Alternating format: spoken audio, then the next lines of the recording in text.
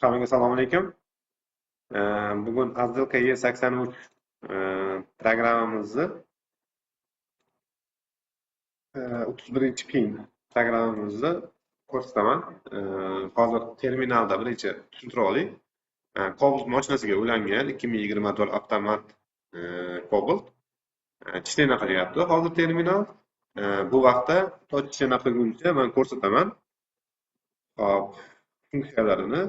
Hop, bizda programmamizda birinchi programmani tishlana qilib olamiz. Bunga hozircha yo terminal yo MD-flasher kerak bo'ladi. Full bo'lishi kerak. Hop, mana tishlana qilib saqlanib qolaylik. Men podrobniy tushuntiraman. Hop, saqlanib qilamiz. Hop, papkamizga hop deymiz GTM R4 2024 avtomat. Hop, saqlanib qildik. Endi hozircha bunga tegmaymiz. Programmamizni ochamiz. Mana bu programma 31-pinni aktivatsiya qilib beradi. Mana +31. Hozirgi programmamizni tanlaymiz. Mana Cobalt 2024 avtomat tanladik. Hop, endi 31-pinni qo'shamiz. Bu ikkinchi rejim bo'ladi. Mana programmamiz ikkinchi rejim 31 qo'shdi. Hop, mana endi bu 31-pin ishlashi uchun biz birinchi mana bu faylni tanlagandik. Endi 31 pinlisini tanlaymiz. Tanlagandan keyin mana bu yerda mana zajganalarni o'zgartiramiz. Busiz ishlamaydi. Hop, bu yerda mana xolastoy xod 1, xolastoy xod 2, xolastoy xod 3 degani bor. Bu degani mashina xolastoy xodda masalan o'rtacha 700 dan 1000 gacha turadigan holatda zajigani. Bu holatda agar zajiganini ko'tarib olsa, mashina texvodda o'ynaydigan bo'lib qoladi. O'shaning uchun bu shuni standartni 2, 4, 6 qo'yilgan, lekin xohlagan odam buni masalan 1 yoki 3 qilib o'zgartirishi mumkin. Men 2 qoldiraman. 2, 4, 6 bu 31-pinni xolastoy xod zajiganlari. Mana bu основной 8 turgani основной zajigani. Ya'ni bazaviy UOS 31-pin uchun. Masalan, bazaviy UOS metan bo'lsa, deylik 10 yoki 12 qilamiz. 10 qildik mana. Agar propan bo'lsa 5, 6, 7 уже mashina holatiga qarab o'zgartiraverasizlar. Mana 10 qilganimizdan keyin izmenit UOS degan programma nimasini bosamiz knopkani. Hop. Mana endi papkamizni ochsak, mana plus 31-pin qo'shildi. И mana xolastoy xod birinchisi 2 gradusga, ikkinchisi 4 gradusga, uchinchisi 6 gradusga, общий UOS 10 gradusga o'zgartirildi deb yozdi mana. Xo'p, endi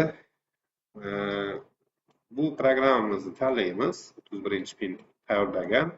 Mana bu prosta 31 aktivatsiya qilib berdi. Bu zajiganiyasini berdi. Hop, buni endi yozamiz. Terminal orqali full yozamiz. Bo'ldi, mana full yozilyapti. Hop, bungacha buni davomini tushuntirib turaman. Qolgan funksiyalarini. Mana bu yerda mana achipkalarni o'chirish mumkin bo'ladi. Основной shu achipkada chiqib qolishi mumkin bo'lgan achipkalar. Bu 0660 bilan 0661.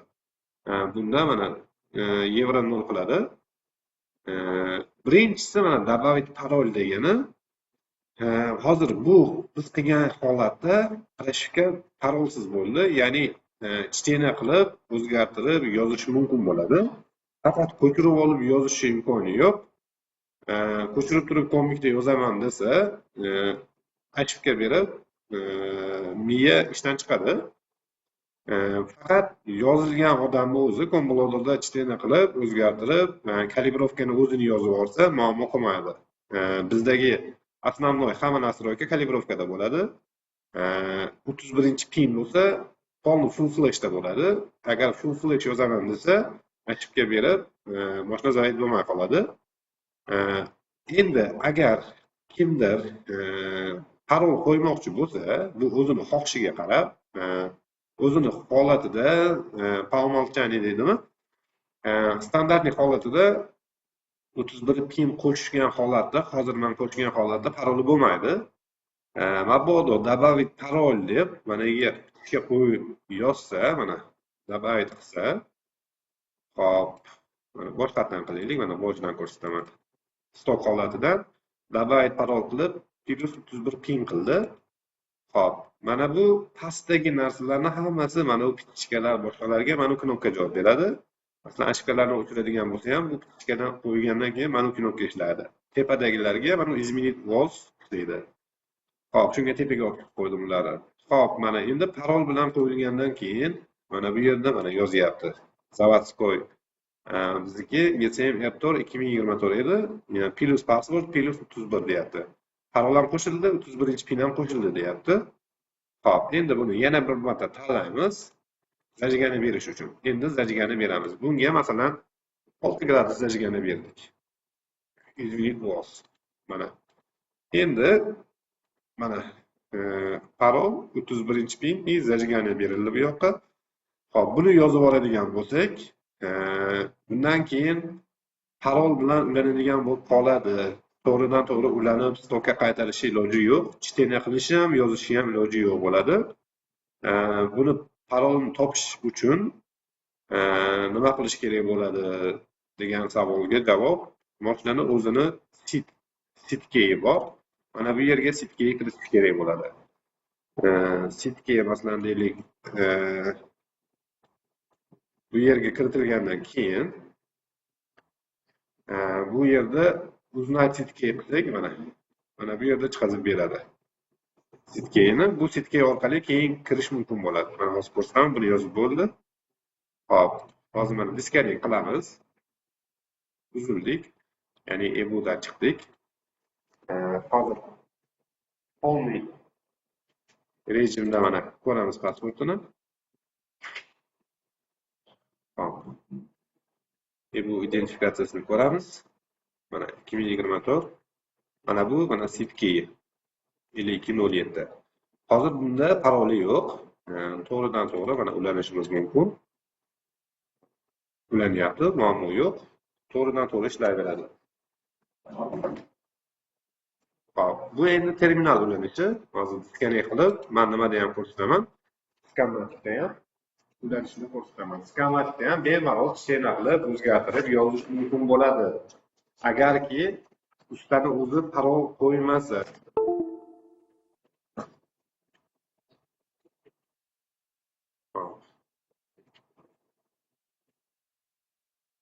Kompyuterni ochamiz.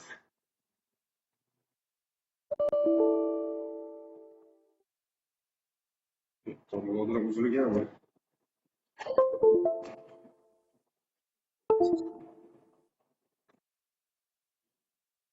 Kompyuterni ham ko'rsataman. Ungacha menimcha bu unda funksiyalar tushundinglar. Mana bu sitga kerak bo'ladi. Hali ko'rsatganim yo'q, chiqib ketish shekilli, ha, chiqib ketibdi.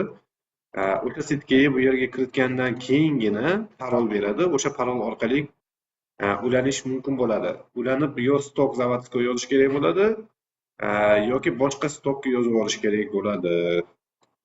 Yoki DPS da ham stok yozib olsa bo'ladi. Bu parol DPS da yozsa ham o'tadi. Hop, обязательно terminal bo'lishi shart emas. DPS faylli bo'yini parol generatsiya qilib yozib olsa bo'ladi. Hop. Endi kompyuterda ham hozir ko'rsataman.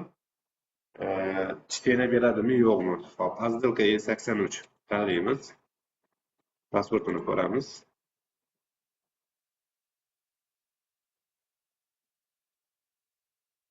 Hop. Bu yerda komik ulanmoqda. Nimaga terminal? Hop. Mana pasportini berdi. Hop, ana endi chitena qilishimiz mumkin. Chitena ketdi. Hech qanaqa muammo yo'q. Chitena qilgandan keyin deylik, masalan, ustiga o'zgartirilgan nimani yozib olaman desa, bemalol yozib olish mumkin bo'ladi. Masalan, deylik, hozir parolsiz mana bu holatda buni ko'pchiliklar ochib, qanaqadir o'zgartirish kiritib, yana qaytib saqlanib qilib yozadigan bo'lsa, mana kombikda bemalol yozish mumkin bo'ladi. hech qanaqa muammo yo'q. Endi agarda mana bu parol pichkasi bo'lmasa, agar sotib olgan usta parol pichkasini qo'yadigan bo'lsa, u holatda bu parollanadi, kombikda ham, terminalda ham, ichida ham bo'lmaydi, yozib ham bo'lmaydi. Endi bu ustani o'ziga bog'liq, o'zi tanlaydi, xohlasa qo'yadi, xohlamasa yo'q. Biz hammani hisobiga olib turib, kimdir qo'yaylik deydi, kimdir qo'ymaylik deydi, o'shanga shunaqa opsiya qilib qo'ydik. O'sha odam o'zi tanlaydi. Hozir komikka ham yozib bo'ldi почти. Odam o'zi tanlab turib yozaveradi. Xohlasa parolli qiladi, xohlasa parolsiz qiladi. Mabodo parolli qilgan holatda ham qachon o'ziga kelsa, vaqtida qilib berishi mumkin. Mana bu Sitkey orqali. Xo'p, menimcha hamma narsani aytdim. Mabodo bu narsa qolgan bo'lsa, Telegram kanalimiz orqali murojaat qilasizlar. Savollaringizga javob beramiz qo'ldan kelgancha.